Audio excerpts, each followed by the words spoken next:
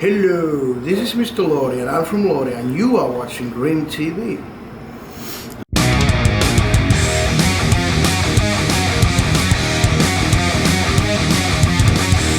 Got to record a song written by two quite important people related with Kiss. Right. How did that came to happen and how was that? But well, obviously it is and it was a huge fucking honor for a Kiss fan to actually, you know, blow. I'm speechless when it comes to, well, I'm not speechless, but almost.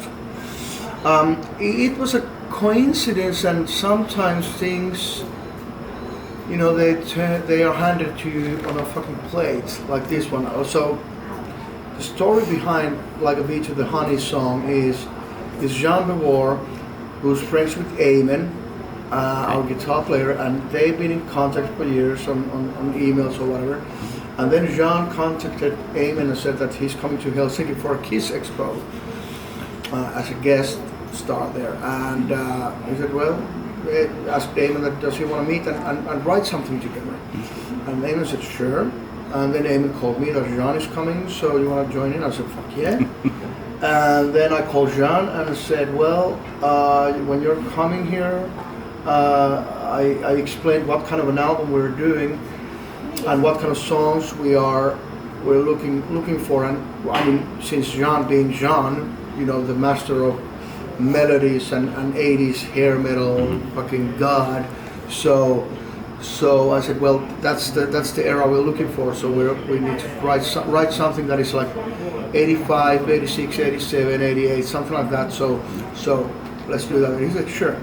So a couple of weeks go by, or was it a month? I don't remember. And then he comes here, and the three of us are in the car here in Helsinki, driving to our rehearsal after getting ready to write. And then he says, well, yeah, we're gonna go and write, and we will.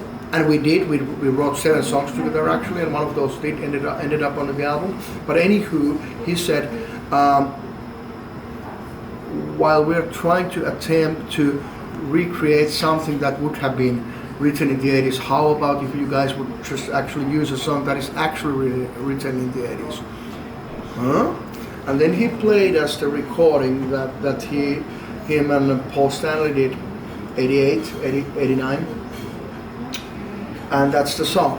And we were like, okay, so we're hearing, as Kiss fucking fanatics, we're hearing this song that we realized that we haven't heard before. And that means that if we haven't heard before, it means that there's majority of Kiss fans have never ever fucking heard this before. It's not on any fucking bootleg circulating for decades. Like usually any Kiss or Paul Stanley or Gene Simmons related songs, they are known to Kiss fans already. This is completely new to us. What the fuck is this? And Jean said, well, you can have the song. And then Paul said also, yes, guys, you can have the song. Just do it. Cool. And so we did. So it's a huge fucking honor to, I mean, that song was handed to us then, you know. And so it's like, oh. Yeah, I can only imagine so. Yeah. And the only thing, I mean, and since the original recording was done in 89, 88, and it's not a demo, it is an actual fucking very good studio recording. We try to copy and mimic every single thing on the song. There's nothing is changed, and we try to do the sounds as close as they are on the original recording.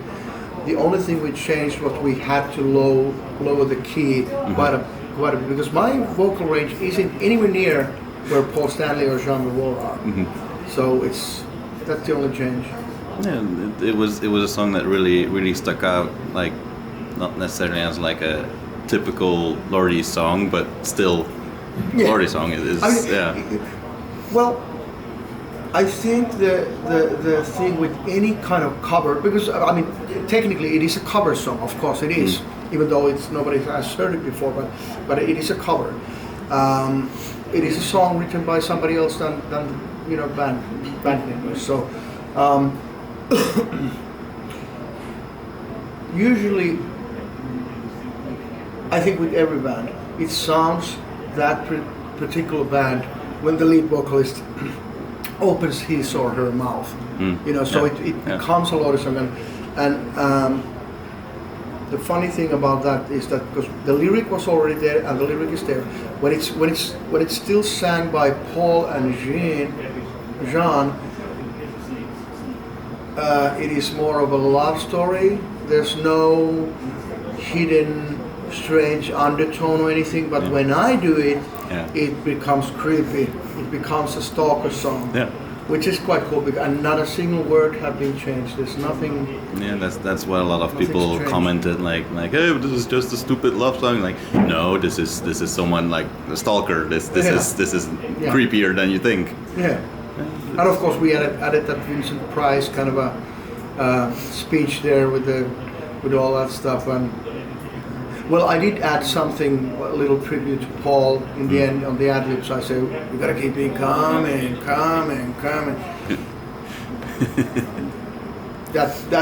that much we did. And was the saxophone originally on the song too? Oh yeah. The saxophone solo is on the original recording, and that's. I mean, we immediately. I think Eamon said that he's not going to start raping this song with a guitar solo. It needs to be a saxophone solo, and then it was like, okay, let's call Michael Monroe. He plays saxophone, and Michael said, yep. No, it fits in the year. And he did a great job. I mean, he's fast and super fucking fun guy, and cool. It's a cool song. Which is quite funny that now this song has, it's written by Paul Stanley and Jean Beauvoir, and it has Michael Monroe playing saxophone. So it's many of the first things in Lordi catalog there. It's the first song that is not written by me or anybody else in the band, and it's the first song to have a saxophone solo. And it's also the first song that has like a guest appearance of someone. No, we have had guest appearances quite often. Sure we have had Bruce Kulick and Max Lauder and Udo Schneider, of course, and Dee Snider and JJ French. And there's been quite a few guest stars. I wasn't completely sure about that. No, it was like quite a challenge to make this album. It was probably a lot of fun for you guys to make this album because it was so challenging. I think the challenge was only there on the logistics and the timing and the scheduling of the recordings, because at the same time we were recording it, we were also doing the festivals with our ex-bass player, and then we were at the same time we were already doing the masks and costumes. Well, not the whole band, but myself and a couple of assistants. And so the scheduling with this, because we were doing this, we recorded the album in 7 different locations all through the summer, and so that was a logistic nightmare. But we hired a guy, a good friend of ours, our old A&R, to actually do the scheduling and doing the A&R. So he said before the recording started, he said that, can I still get away from this? Nope. We count on you now. So it was a bit of a hassle for him, but for us it was like no problem.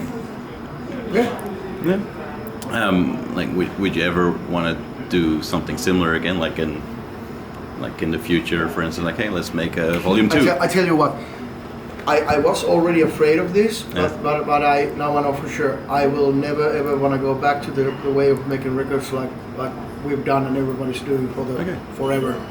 This is the way to do shit. Cool. You have to go song first. The first priority needs to be the fucking song and not the goddamn production, because this is the realization that I had, that when you're making songs and there's like more, like I said, that there are these diamonds that are left out and it doesn't fit the sound of the album. That is making the production and the sound being the priority over the song, and that is fucked up. It should be the other way around. So from now on, if I write a song that everybody agrees it's a good song and it's worthy of being recorded, and if it fucking needs a goddamn, I don't know, whatever, if it needs a fucking pile of horses or something, we need to do that. We need to record those fucking horses on a field. or if it needs a fucking accordion orchestra, then we need that. And if it needs to be recorded outside in the rain, in fucking, I don't know, in the middle of a lake, we need to do that. It will be very difficult to force me back to the way that you are working on a factory line when you're recording an album. You know, that first you record all the drums and then you record all the bass and then the sound is pretty much the same the whole album. Fuck that shit. No, I'm not okay. Cool. That sounds promising. Yeah, because I think because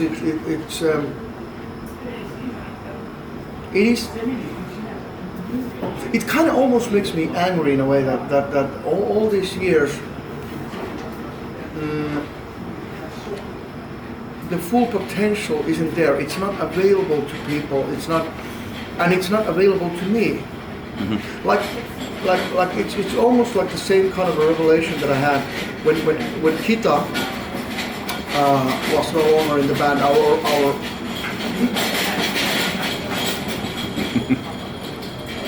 Our original drummer, and I mean we're still good friends, so I'm not shy about saying this, that his drumming skills are more like in a Peter Criss style and not in an Eric Singer way. So he's not a technical drummer. So that holds me back as a writer. I did write a lot of stuff like already in the 90s that is more with the double kick drum and stuff like that. That is more King Diamond orientated or whatever you want to call it. But with him being in the band, that was holding us back in a way. But we couldn't do that because, there's a weak link behind the pattern there, the drums. So it's kind of like the same thing that the windows opened when Otis joined the band, and all of a sudden you have this fucking god of kick drums, and we could do all this shit. And then when Otis passed away and we got Mana, it was like somewhere in the middle of those two guys. I mean, he knows his Peter Criss, but he's a good Eric Singer too. So and that has helped helped me to write more freely. No. And now this revelation of actually how to record the songs, and this is another one now. So I don't think we're going back to the working on the factory line recording style. That's good. Sounds promising.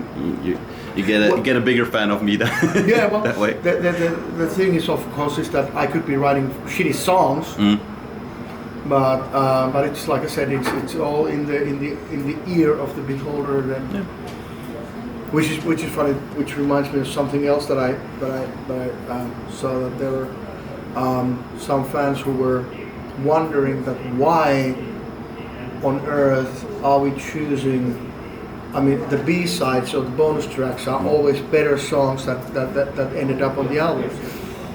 And that also, gives me the impression that there are differences between our musical tastes, between the fans and ourselves and myself, because we don't leave out we don't leave a song as a bonus track if we think it is the worst song of the bunch then. Yeah. Oh, but there is an exception to the rule, and that is actually on Killection. There's a song called Carnivore that is on the vinyl version of the album, but it's not on the CD. And even though it is one of my favorites, and it's one of Mana's favorite songs, but it's not on the album because the whole concept of this album would have kind of like been broken on the CD, because the sound is so similar to Blow My Fuse. Blow My Fuse is from 75 and Carnivore is 77, so the sound wasn't that different. I mean, in the real world, the sound didn't really change that much. And now on this album, where we wanted all the sounds to be very different, it sounded too close to each other. Not as different as that 70s disco song. Man, what?